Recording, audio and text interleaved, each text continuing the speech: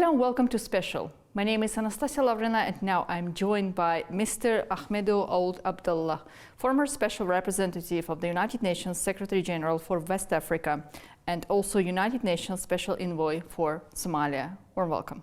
Thank you so much for your time, sir. We do know about your broad experience of work in your country. You were taking very serious and important positions and your time within the United Nations. But today, in the world we are experiencing so many fragmentations, the conflicts, and so many criticism of the United Nations. So, from your experience, is the United Nations still capable of effectively managing the global conflicts? Thank you very much. I think this question is very important because it is on the headline news, because so many conflicts now going on worldwide, not only in Africa, but Middle East and so on. So the question is very important. To me, and I spent a lot of time in World Bank, but also in the United Nations, any charter, whatever national constitution or the charter, United Nations Charter, its implementation, its credibility lies on the most important partner of that organization. Even a sports organization depends on how people respect rules and regulation. So UN is not a Bible, it is not a Quran, it is to be implemented. If member states, especially the leading member state, don't respect the charter or don't stop France from violating the charter lose not only its effectiveness, but lose credibility vis-à-vis of the member state. And today, United Nations has 193 member states with 5 permanent members and 10 non-permanent members rotating every 2 years. So the credibility lies on the 5 permanent members and especially the leading 3, US, Russia, China.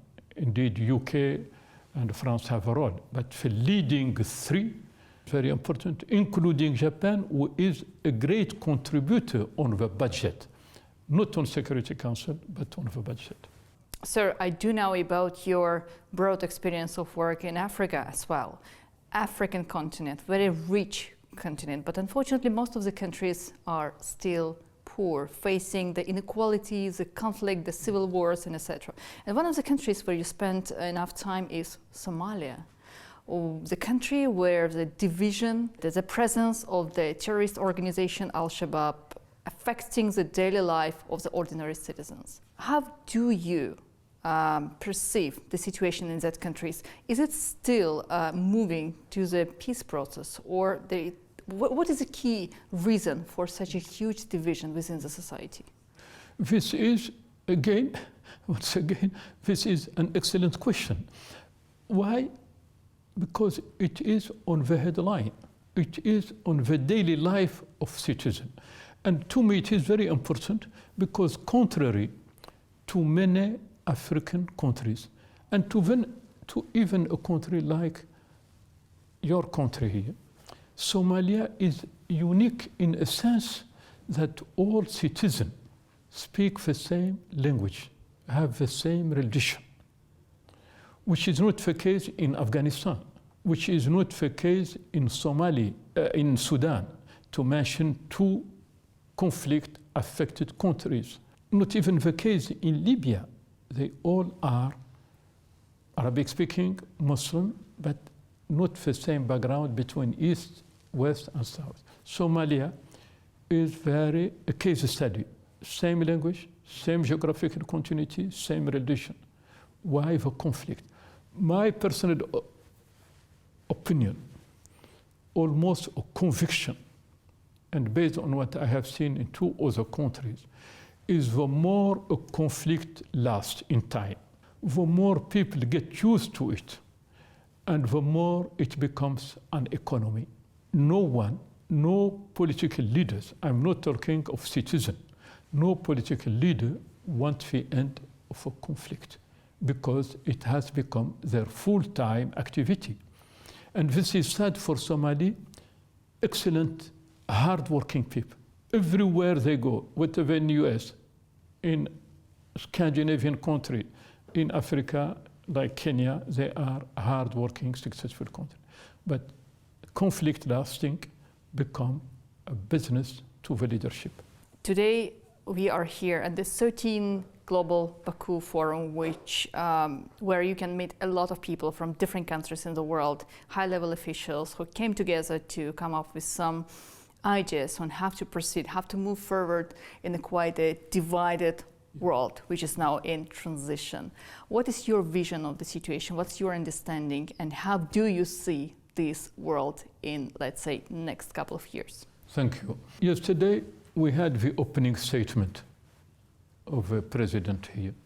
For someone like me who have been for years involved in conflict and good neighborhood, I was very impressed, and it is in my notes, what he said about Armenia. He said we had a war, we had a crisis for years on territory belonging to us. It was not solved by peaceful negotiation. We enforced our conviction and we recuperated our national integrity. But we decided not to make Armenia an enemy. We opened the border, we are helping them, and we plan to have pipeline going through them to help them have incomes. So this responsible leadership, yes, we had misunderstanding, yes, we had a war, but we have to go beyond it by cooperation. We are even ready to give you income, so you will be safe. I think the solution lies in this kind of diplomatic political approach. Understanding, cooperation, and looking forward. Absolutely. Sir, thank you. Thank you so much for your time. Indeed, it was a great honor to have you in our program today. Thank you. Thank you.